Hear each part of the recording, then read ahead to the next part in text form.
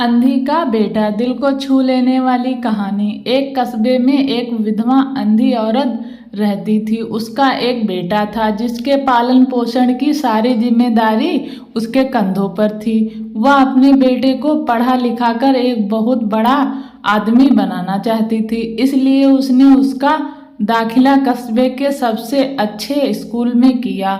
वह दिन रात मेहनत करती ताकि बेटे की स्कूल की फीस दे सके। लड़के के स्कूल के बच्चे उसकी माँ के बारे में जानते थे।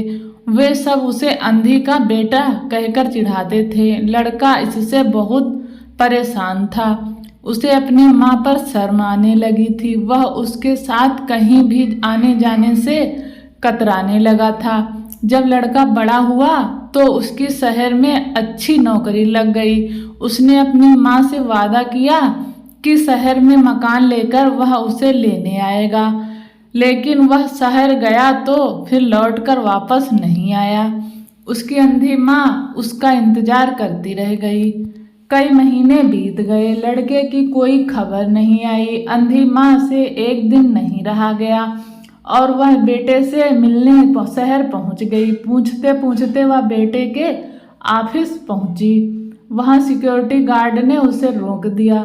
अंधी औरत ने गार्ड को अपने बेटे का नाम बताया और बोली कि उससे जाकर कह दो कि गांव से कोई मिलने आया है। गार्ड ने जाकर उसके बेटे को बताया।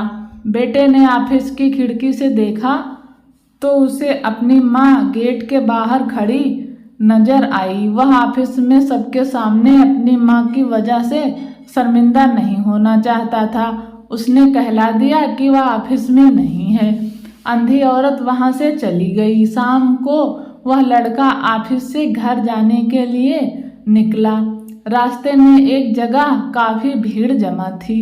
वह अपनी गाड़ी रोककर भीड़ के पास पहुंचा और तो बीच सड़क में अपनी माँ को मरा हुआ पाया। उसके हाथ में एक चिट्ठी थी जिसमें लिखा था, बेटा बड़े दिन हो गए थे, तेरी कोई खबर नहीं मिली।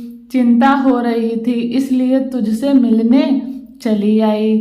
तू तो अब बड़ा आदमी बन गया है, तुझसे मिलना अब शायद मुझ गरीब की किस्मत में नहीं है, लेकिन मैं बहुत खुश हूँ तेरे लिए। तूने अपना ही नहीं मेरा सपना भी पूरा किया है।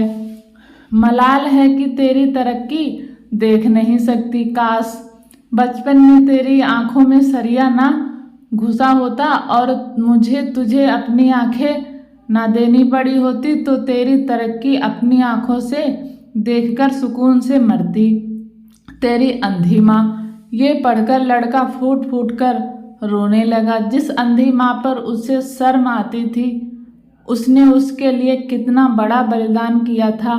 वह आत्मग्लानि से भर उठा और जिंदगी भर खुद को माफ़ नहीं कर पाया। इस कहानी से आपको क्या सीख मिलती है और आपके क्या विचार हैं, ज़रूर कमेंट में करें। इसके लिए थैंक यू, धन्यवाद। चैनल को सब्सक्राइब करें।